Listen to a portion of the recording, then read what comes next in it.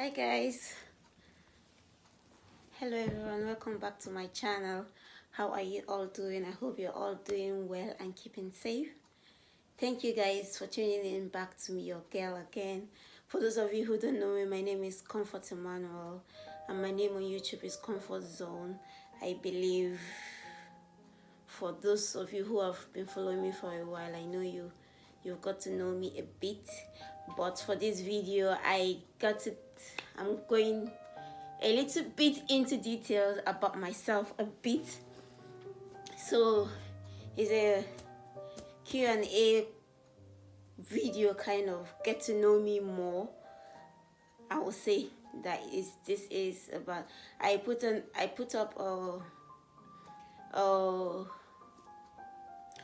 a question in my Facebook and on my Instagram and on my WhatsApp few weeks back about this video, asking people what are some of the assumptions they have about me and some of the questions they would like to ask me to answer. And I got few weird ones and few beautiful ones, I would say, and some of them really made me laugh. That I don't think that anybody will be thinking about me in such a manner, but that's assumption tags. That's the way people assume about you. You can change it, but to God be the glory, and to God, I'll say, for God so kind. Some of the assumption and the question being thrown back at me was in a good one and in a positive kind of way. So without further ado, I would like to go into the assumption tags and get to know me a bit as we get along. Hopefully I'm able to do all of it. I have my other phone here with me today. Sorry guys, I will be looking at some of the questions just to make sure I have it right. So bear with me when I be going sometimes on my phone to get some of the questions out. But first of all, like I said earlier, my name is Comfort Emmanuel. Yeah, from some of my few videos, you know that I'm a student. I went back to school 2 years ago. So some of you must have picked that, and some of you must have picked that yes, I'm married. Some of you must have picked it, but if you haven't picked it yet, this is me coming to you say that yes, I am married. I got married last year August. So almost 10 months now. So yeah, I'm a student, I'm a wife, I'm a friend, I'm a sister. But first and foremost, the most important part of it all is that I am a daughter of Zion. Yes, I am a child of God first of all. Yes, I'm a strong believer. Without Christ, I am nothing. So first of all, I will say I am a daughter of Zion. I am a child of God. Then we'll come down to I'm a daughter, I'm a sister, I'm a wife, and so on. So let's leave it at that. And so on. But that's me in a nutshell. So some of the assumption tags, one of the funniest one I got before I go into my phone, that since that day I got it, I'm still laughing up to today, is that someone assumed I'm a Tom girl. Guys, with all the videos I've done, with so many people that have known me, do I ever look like a tomboy? I say tom girl. What did that first of all say? Tom girl or tomboy? Do I ever look like a tom girl? Yes, I know there was a time that in my life that was a bit all over the place with my dressing, but guys, I love clothes. That's one of the things you get to know about me. That's one of the things. I love clothes a lot. I love to dress up a lot. So I'm not a tom girl. I'm not a tomboy. So see, that's how much I am a girl. There's nothing part of me screaming to be a girl, because I love doing my hair. I love my clothes. I love doing a bit of makeup, which I'm not very good at, but at least I try a little bit to look presentable for you guys, yeah, and for myself as well. So I'm not a tomboy at all. I'm a girly. When you talk about girly, but not the girl that will have all her wardrobe pink, but I'm a girl that love her clothes, her shoes. Guys, I love my shoes. So That's one thing you should know about me. I'm not a tomboy. I am a girly lady, I would say. Yes, I'm a full-time lady. I love my clothes. So, without further ado, let me go into all the assumption tag I got. Let me get it right so that I will not be talking from my head. Sorry, guys. So, one assumption said, when I first saw you, you had no smile on your face. So I felt that you were difficult to approach. I know it's my friend that said this. Eunice, it's your assumption tag I'm reading. Yes, when she first saw me, that was our first day back in college. You know the way you're testing the waters to see everywhere, to be able to know who to talk to and all that. So that was why when you first saw me, Eunice, that I didn't have a smile on my face, because first day in school, everybody is nervous, trying to know what have they signed up for. So that's why. But I know you rarely take the smile off my face. So my smile, that's always a smile on my face, and I believe I'm a very approachable person. Like, as it goes along, her text explained that when she got to know me, she knew that from the second time when what did she say again? On the second time you were open and we were down talking, yeah. So we ended up in the canteen talking, and that's it. We were friends, and I believe we're going to be friends for life. She's one of my very good friends. So that's it. Sometimes when you first go to a new place, you look as if you're not an approachable person, but I'm very, very approachable. Yes, I'm very, very approachable. I can't say that I am not approachable. I'm very, very approachable, but in that circumstances that I look as if I was not approachable is because it's in the school environment, first day at school. So you're trying to, be in your best behavior. So that was me. But I believe, no, I'm very approachable at all time. Yes. So let's go to the next question.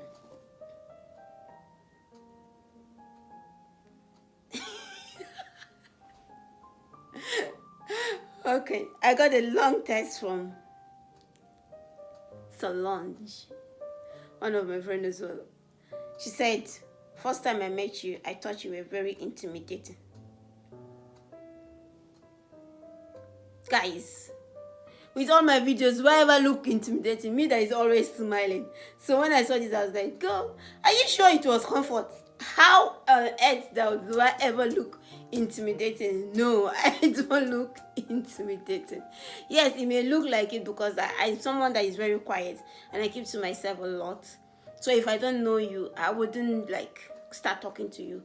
So, but by the time I got to know you a bit more, I am very approachable, not intimidating at all, very friendly person. Very friendly person, I would say so. I wouldn't say so. The next question I got was, what is the first social media you check when you wake up in the morning? You want to open my secret this afternoon? I would say the first social media I open in the morning, I would say, is my WhatsApp, because overnight you don't know what message you must have gotten and all that. So I first of all check my WhatsApp before I check any other thing. But when I wake up in the morning, I stay in bed for a while before I pray. Sometimes I have that dirty habit that I go on my phone before I pray.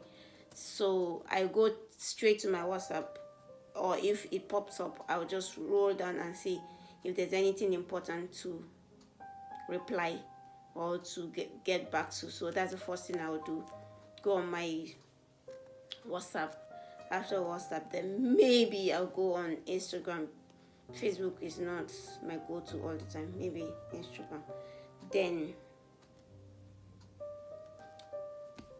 my day starts. Okay, guys, the second question says, what has been the hardest thing you have to face or learn? Guys, hey, seriously, guys, when I saw this, I was like, I have a very good story to tell you guys, because lockdown has done wonders. One of the most hardest thing I have to face and learn was learning how to drive. Guys, I thought it was very easy. You know the way you think that, oh, you're just going to get the car key and you just start the car and start going. Boys, guys, it's not easy. Oh. To make matters worse, I went for a few lessons beforehand, before this lockdown started, and I couldn't go for my lessons anymore. So, and my husband was at home. One of the worst decisions you have to make in life is to get your husband to teach you how to drive. Guys, story of my life. Since we're at home all the time now, so we just said, like, let my husband teach me how to drive. Guys, the screaming you will get, so it's not advisable. Even though it turned out well, thanks be to him, because I know he's going to watch this video. Thanks be to him, he did a good job. He taught me how to drive. At least now I can boldly pick up the key and drive out of the house. But it was difficult. It was one of the difficult things I have to face in a very long time, because you're so nervous, even though you feel the joy of, oh, I'm the one actually moving this car. But then once anybody else is driving around you, I just like freak, I start shaking. But it's one of the difficult things I have to learn and face in life. But because you know when you're driving, it's like you're mindful of your environment. You're scared not to go and hit anybody or the pedestrian walking on the road. You don't know. There was a day I was driving and this person was carrying headphones. I even put the notification button on so that you choose the 2 pointers so that you know that this person that is driving doesn't know what he's doing. This person just walked into the road as if he doesn't know that a car was moving. I think because he had his earphones on, he couldn't hear that the car was coming. And imagine being that it's your husband that is teaching you how to drive. The next thing I heard that, if you want to add more drive into your license, wait until when I'm not in the car before you add it into your license. If not, oh my God, guys, you need to see the fear that grabbed me. Because first of all, you're already scared. Then with the fact that you think that you're about to hit someone. Guys, it's a no-go area. It's a no-go area. But to God be the glory. I've had so many stories about how it was difficult for a husband to teach his wife how to drive and all that. But I thought because my husband was this kind of a patient person with his work and all that, I thought that our own story would be different. He would be the one to change the story. But yes, he did change the story. He was able to teach me at the end. But the stories that came out of it, some days will come back from driving lessons. We'll not talk to each other for an hour. Why? Because I'll just be remembering all the shouting you were shouting about me in the car. So once we come into the house, he will stay downstairs. I'll go upstairs. Because I have to go upstairs and go and calm myself down. Because when I'm driving, I couldn't shout or react because I am a student. I have to learn. So I couldn't shout or react to it. So I have to sit down, maintain my calm. Then immediately I pack the car and I come. I'm going upstairs. I'm going upstairs, I'm gone. Verse all the verse finish, then we'll come downstairs and settle down ourselves later. But the funny thing is that tomorrow I still have to beg him to go and teach me, because I know that it's saving me a lot. Instead of going out each lesson, you have to pay money for it. So imagine the number of lessons he has saved me. Even though if I want to go and do another lessons, it's not going to be that tedious lesson learning from the beginning. But the basic I've already know it. Maybe it's just 1 or 2 more lessons for me to get my full license. That's when I need to go and meet another professional to teach me. But the basic I need, I already have it. So thanks be to him. Thank you, Obi. So that's it. That was one of the most difficult things I have to face. I won't lie. That one was, boy. So the next thing is, the next question is, describe yourself in 1 single word. What 1 single word will I use to describe myself? Will I say loving or caring? I'm a very loving person and I care for people a lot.